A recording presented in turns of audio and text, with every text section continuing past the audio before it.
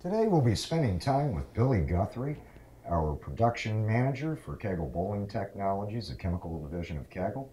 And we'll be discussing some of the processes and the procedures, as well as visiting a few stories about his PBA days back in the 90s.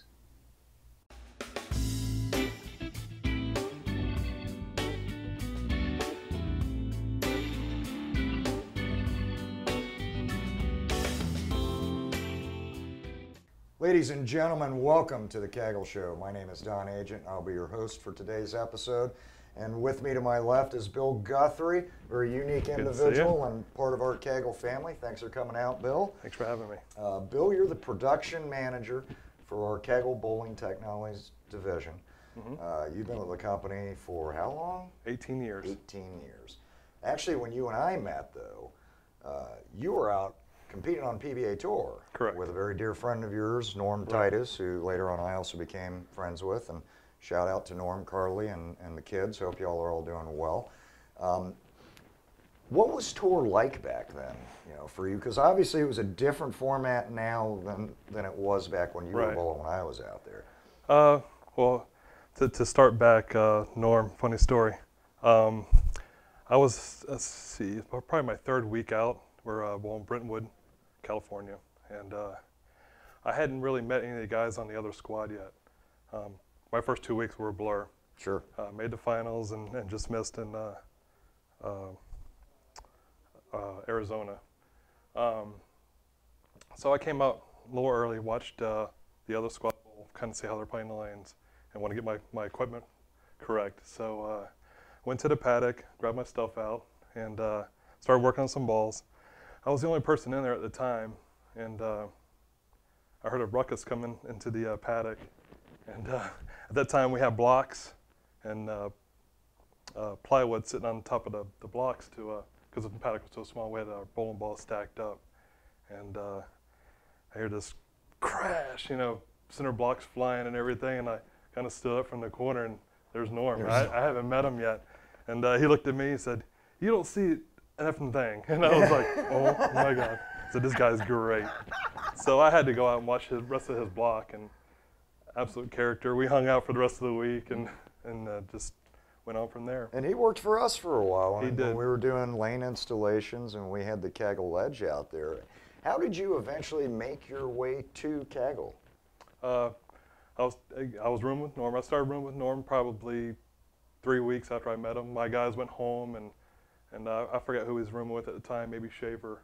And so we started rooming together, and we were in St. Clair at St. Clair Bowl outside of St. Louis, and Big John was there. And so we had a conversation, and he told us, he said, "Look, when you guys are done with this crap," he didn't say that word, but he said, "Come on down to Kegel, and I got a job for you. You just come on down and start right away." And what did you do when you first got down here? I started batch testing. Not only batch testing, but testing new conditioners. We were probably bowling 16 games a day on new conditioners. Dennis Shears would bring down a batch. We'd bowl on it. We'd say yay or nay, and he'd go back and make another batch, and we'd bowl on that all day long. And then if we had any conditioner tests, we'd do that, some QC testing. And that's still a critical component for today's quality control Correct. testing. What are some of the other, speaking of quality control, because we're obviously proud of it with all of our products here at Kegel, but what are kind of some of the procedures that you've implemented, your staff's implemented, to ensure that the customer gets the same exact product every time they open a case of oil? Well, we check every chemical that comes in. They have lot numbers on them. Okay. Every chemical that goes in there has lot numbers. So if the lot numbers are the same for every item that's in that batch, and we've already checked that batch is okay. But if any lot number changes in that batch, we test it on the lanes, and obviously we test it every conditioner in the lab, every batch in the lab. How many batches you think you make a week? We make anywhere from 16 to 19 total batches. We probably make 6 batches of cleaner, and so you're talking 12, 13 batches of conditioner per week. How many cases would like a batch of conditioner make? Batch of conditioner, you're talking about 85 cases. 85 cases. So you're making almost 1,000. Wow, you're making Yeah, quite a few cases. Correct. We're shipping Right. obviously all around the globe. Yeah. How much mineral oil? I know we got bulk storage back there. Mm-hmm. How much mineral oil are we able to store back in those tanks? We can store 30,000 pounds. So it's about 5,500 gallons. And that's we have 3 of them. That's an interesting thing. You know, maybe for the audience, you can explain why do we not measure things in volume when making it? We measure everything in weight. Why is that?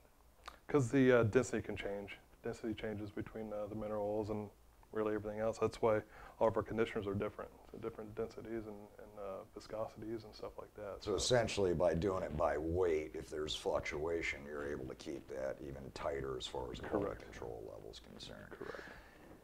As a bowler, what is your personal favorite or favorites of our line, and why? Well, I love Prodigy. Prodigy, I just say, was my baby. Mm-hmm. When we first started, Norm started about a month before I did, and he was kind of finishing up with HV. Okay. So he loves HV. When I came in, and then Norm started doing other things, I did a lot of work on Prodigy. And so I feel like Prodigy was kind of worked around my game. Interesting. And yeah, and then also the the cleanability, it was great for the mechanics. There's not a whole lot of carry down and stuff like that. So even to this day, I love Prodigy. Still our #1 selling chemical out Correct. of our entire line, ironically enough, because of all the conveniences. What were some of the characteristics in your ball reaction, do you think, with that chemical that kind of helped you out or made you appreciate that more than, say, an Infinity or an Offense Right. HV?